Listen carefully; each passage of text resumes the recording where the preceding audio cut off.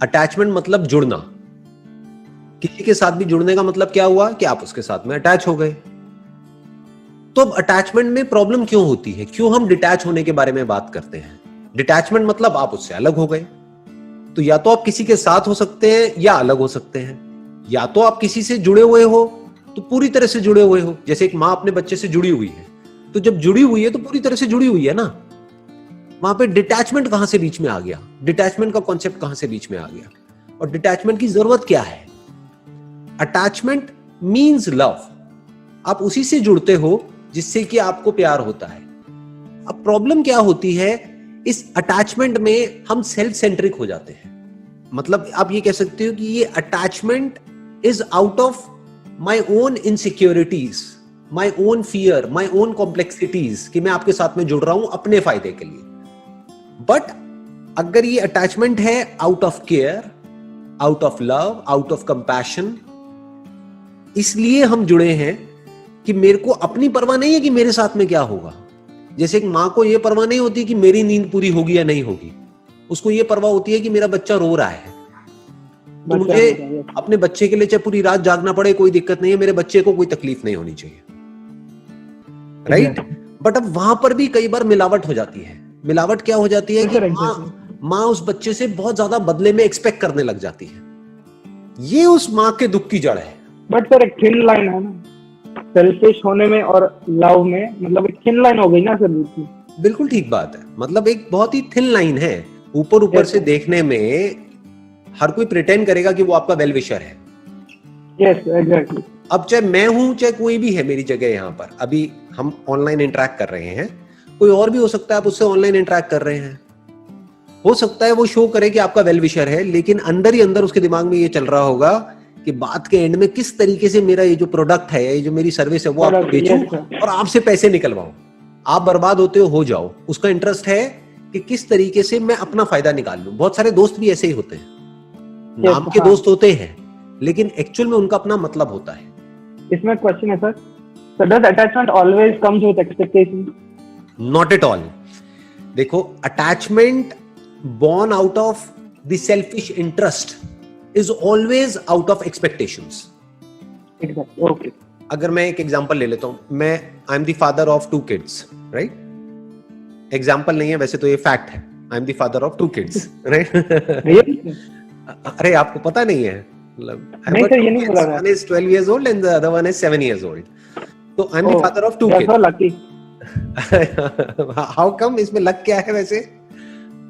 तो जिसका फादर इतना इंस्पायरिंग हो, वो किड कितना लकी होगा सर? अच्छा, my kids are lucky, even I am lucky जी। मेरे जो बच्चे हैं वो बहुत ज्यादा प्यार करते हैं मेरे से, बहुत ही ज्यादा अटैच्ड है।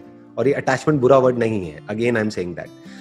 बट अगर मैं अपनी सारी एक्सपेक्टेशंस अपने बच्चों पे लाद दूं कि देखो मैंने तुम्हें इतना प्यार किया, अब बदले में तुम्हें भी मेरे लिए ये करना पड़ेगा, तो वो प्यार व्यार नहीं है, वो सौदा है।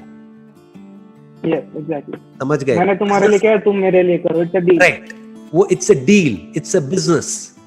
तो ये अटैचमेंट बुरा है। किसके लिए बुरा है? उनके लिए भी बुरा है और मेरे लिए भी बुरा है, क्योंकि जैसे ही मैं ऐसी एक्सपेक्टेशंस में अपने अंदर लाऊंगा तो उनके ऊपर भी प्रेशर क्रिएट होगा अननेसेसरी। प्लस जब वो एक्सपेक्टेशंस मेरी पूरी नहीं होंगी तो मुझे भी गुस्सा आएगा, तो दोनों के लिए बुरा हो गया ना। But if it is real तो मैं क्या करूंगा कि मेरी तरफ से जो भी मेरी रिस्पॉन्सिबिलिटीज हैं एज अ फादर, वो सारी रिस्पॉन्सिबिलिटीज मैं पूरी करूंगा अपने बच्चों के लिए। जो भी हो सकता है, जिस हद तक भी हो सकता है, वो सब कुछ करूंगा। उसके बाद में आगे अपनी लाइफ को कैसा बनाना है, आगे लाइफ में क्या करना है, क्या नहीं करना है, किस रास्ते को चुनना है, वो सब पूरी तरह से उनका डिसीजन है। उसमें मेरा कोई डिसीजन नहीं है। अगर उनको जरूरत होगी मेरे से कुछ डिस्कस करने की तो मेरे से डिस्कस करेंगे, अगर नहीं होगी तो मुझे आकर के बता दें कि मैंने अपनी लाइफ के लिए ये सोचा है, इस तरीके से मैं अपनी लाइफ में आगे बढ़ना चाहता हूं या चाहती हूं। तो अगर इस तरह से मैं सोच पा रहा हूं और इस तरह से मैं कर पा रहा हूं, दैट इज लव। बट अगर मैं अपनी ख्वाहिशें, अपने सपने, अपना इंटरेस्ट उनके थ्रू पूरा करवा रहा हूं, तो मैं अपने बच्चों को यूज कर रहा हूं अपना मोटिव पूरा करने के लिए। It's more like an ownership, कि मेरी ये प्रॉपर्टी हो गई है, मैं उन पे कब्जा कर रहा हूं, उनको प्यार नहीं कर रहा हूं। प्यार में कब्जा नहीं किया जाता है, प्यार में फ्री किया जाता है। प्यार आजादी देता है, प्यार बांधता नहीं है। जबकि हम जुड़ रहे हैं, देखो कितना मजेदार है, हम जुड़ रहे हैं लेकिन जुड़ने के बाद भी हम फ्री हो रहे हैं, क्योंकि हमारी एनर्जीज और बढ़ रही है। पहले मैं अकेला था, अब मेरे साथ में मेरी वाइफ भी है, तो हम दोनों मिल करके और स्ट्रांग हो गए हैं। क्योंकि कभी मुझे प्रॉब्लम होती है तो वो मुझे संभाल लेती है, कभी उसे प्रॉब्लम होती है तो मैं उसके साथ में हूं। तो इस जुड़ने से हम और स्ट्रांग हो गए हैं। लेकिन अगर ये जुड़ने के बाद में मैं यही सोचता रहूं कि मैंने उसके लिए ये किया, उसने मेरे लिए ये किया, नहीं किया, तो ये जुड़ना उल्टा और सफोकेशन पैदा करेगा। आप समझ गए? तो अगर हम सेल्फिश होकर के एक दूसरे से जुड़ते हैं तो उसमें किसी का फायदा नहीं होता, दोनों का नुकसान होता है। वो अपने बारे में सोचता है, वो अपने बारे में सोचती है, और वहां पर लड़ाई झगड़े होते हैं, कॉन्फ्लिक्ट्स होते हैं। बट जहां पर प्यार होता है वहां पर लड़ाई में भी मजा आता है, क्योंकि पता होता है कि ऊपर ऊपर लेवल पे तो हम लड़ रहे हैं लेकिन डीपली हम अलग हो ही नहीं सकते।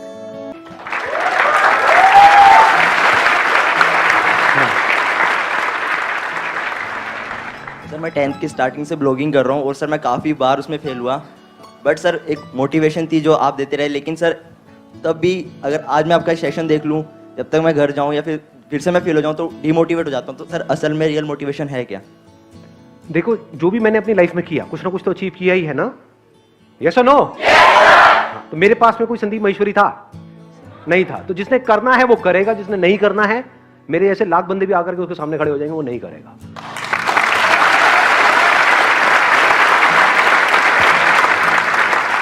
साफ कहना, सुखी रहना। हाँ। Hello sir. सर मेरा क्वेश्चन है कि जैसे कि हम किसी से कॉन्फ्लिक्ट हो जाती है ड्यू टू मिसअंडरस्टैंडिंग, सर वो हमारी लाइफ के लिए मोस्ट इम्पॉर्टेंट है और हम उसको समझा नहीं पा रहे कि जो हमारी मिसअंडरस्टैंडिंग है वो क्या है। तो सर इसका आंसर क्या है? कौन है वो लड़की?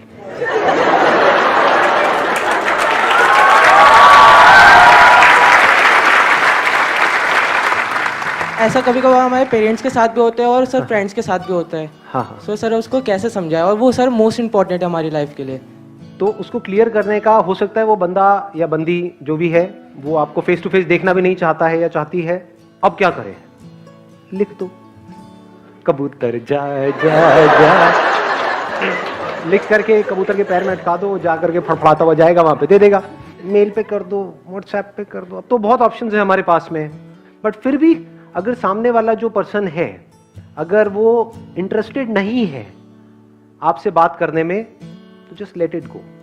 क्योंकि अगर उस लाइन को आप क्रॉस करते हो तो अब आप उसको पर्सन को तंग कर रहे हो। ये मैं इनके थ्रू बोल रहा हूं, लेकिन सारे लड़कों को बोल रहा हूं, क्योंकि इस चीज को मैं भुगत चुका हूं।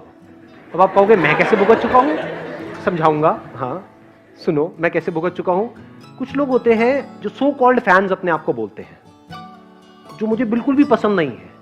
वो क्या करते हैं, जैसे मेरा ऑफिस है, मैं कभी ऑफिस में गया हूं, पीछे पीछे भाग रहे हैं कि सर ये, सर वो, सर वो। मैं उनको कह रहा हूं कि I am not interested in talking to you, फिर भी सर सर सर सर। उस दिन मैंने रियलाइज किया कि लड़कियों के ऊपर क्या बीतती होगी जब ऐसे फुकरे पीछे भागते हैं। आता नहीं है गुस्सा? मैं सही कह रहा हूं, गलत कह रहा हूं? कितनी लड़कियां एग्री करती है मेरी इस बात से? सब एग्री करती हैं। तो ये मैसेज है सब लड़कों के लिए, if the other person says no तो just take it for no and just stay. अगर उसके बाद भी वो इंटरेस्टेड है आपसे बात करने में तो वो खुद आएगी। तो respect the other person's privacy and the right to say no.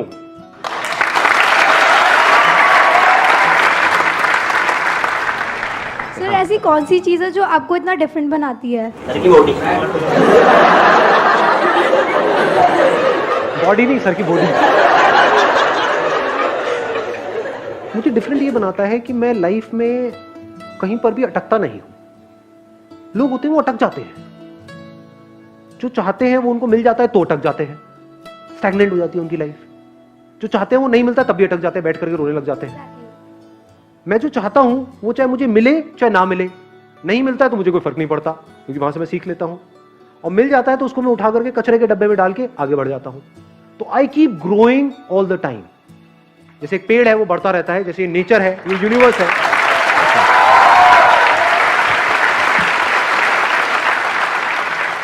तो मैं एक रुका हुआ पानी नहीं हूं। जैसे किसी बोतल में कोई रुका हुआ पानी है, चाहे वो सोने की बोतल है, चाहे वो कोई नाली है, कहीं पर भी रुक गया है पानी जाकर के, मैं एक बहती हुई नदी के जैसा हूं। यही मुझे अलग बनाता है।